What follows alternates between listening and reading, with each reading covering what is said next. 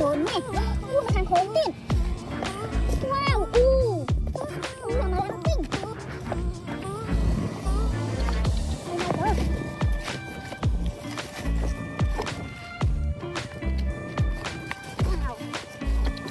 Wow.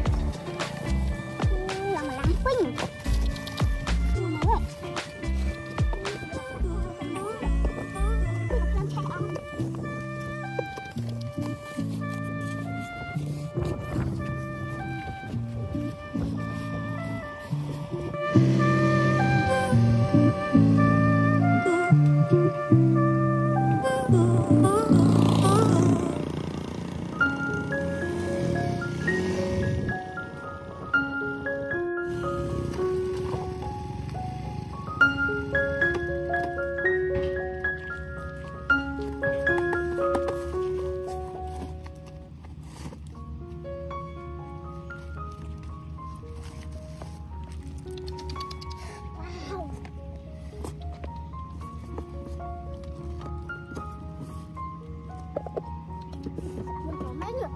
Ui trốn này. Là một cạnh tinh chôm. Nhưng là pi đã bayទៀត.នេះអត់ទេតែនេះស្លង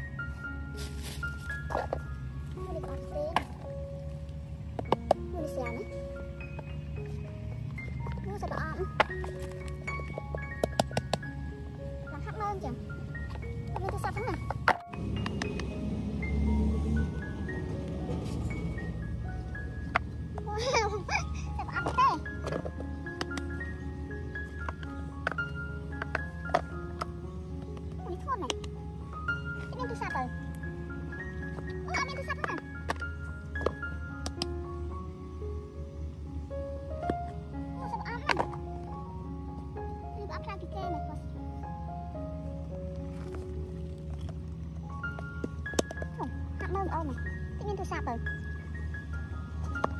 Lên thơm. Lên vivo đã đẹp ổn. Áo chào á.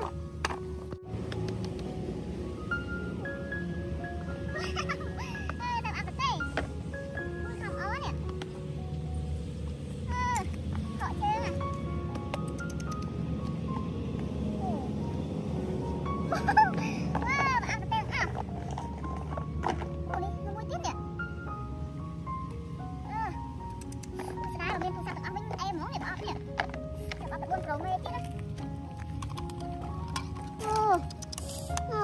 Oh my god.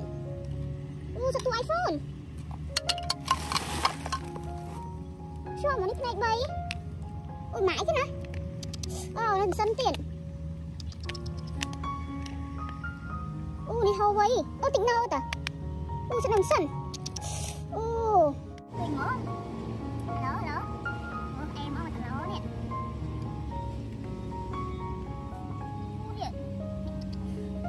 Sao cái nơi ấy nhỉ?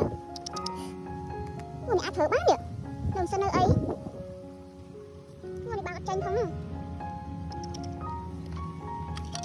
Wow. Oh my god. Vivo vàng thay điện. Là máy tính. Cái này mình nhú chứ nhỉ? Trong tay bọc thở anh máu nhỉ? Này ác thở bát nhỉ? Anh sẽ tranh khang cả.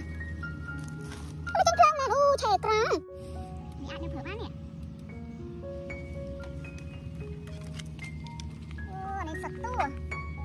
Này là môi pro mấy chứ nè.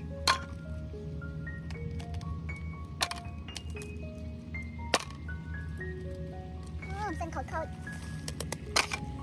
khôi. Thấy nè, đi tua là Pi Pro Max chẳng vậy.